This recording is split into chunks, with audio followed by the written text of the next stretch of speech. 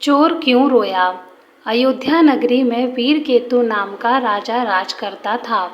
उसके राज्य में रत्नदत्त नाम का एक साहूकार था, जिसकी रत्नावती नाम की एक लड़की थी। वह सुंदर थी। वह पुरुष के भेष में रहा करती थी और किसी से भी ब्याह नहीं करना चाहती थी। उसका पिता बड़ा दुखी था। इसी बीच नगर में खूब चोरियां होने लगी। प्रजा दुखी हो गई। कोशिश करने पर भी जब चोर पकड़ में ना आया तो राजा स्वयं उसे पकड़ने के लिए निकला।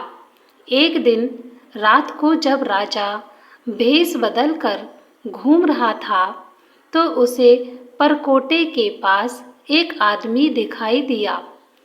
राजा चुपचाप उसके पीछे चल दिया। चोर ने कहा, तब तो तुम मेरे साथी हो, आओ मेरे घर चलो। दोनों घर पहुँचे। उसे बैठालकर चोर किसी काम के लिए चला गया। इसी बीच उसकी दासी आई और बोली, तुम यहाँ क्यों आए हो? चोर तुम्हें मार डालेगा, भाग जाओ। राजा ने ऐसा ही किया। फिर उसने फौज लेकर चोर का घर घेर लिया।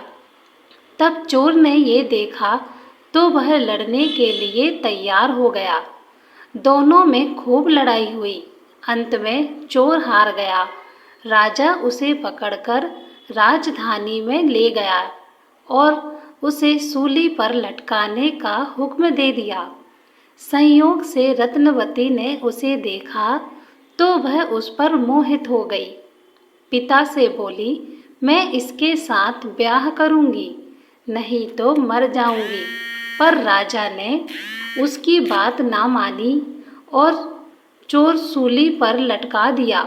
सूली पर लटकने से पहले चोर पहले तो बहुत रोया, फिर खूब हंसा। रत्नवती वहां पहुंच गई और चोर के सिर को लेकर सती होने को चिंता में बैठ गई। उसी समय देवी ने आकाशवाणी की, मैं तेरी पति भक्ति से प्रसन्न हूँ, जो चाहे सो मांग। रत्नवती ने कहा, मेरे पिता के कोई पुत्र नहीं है, सो वर दीजिए कि उनसे 100 पुत्र हों। देवी प्रकट होकर बोली, यही होगा और कुछ मांगो। वह बोली, मेरे पति जीवित हों। जाए। देवी ने उसे जीवित कर दिया। दोनों का विवाह हो गया।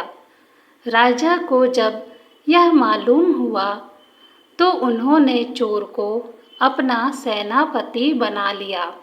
इतनी कहानी सुनाकर बेतान ने पूछा, हे राजन, यह बताओ कि सूली पर लटकने से पहले चोर क्यों तो जोर जोर से रोया और फिर क्यों हंसते हंसते मर गया?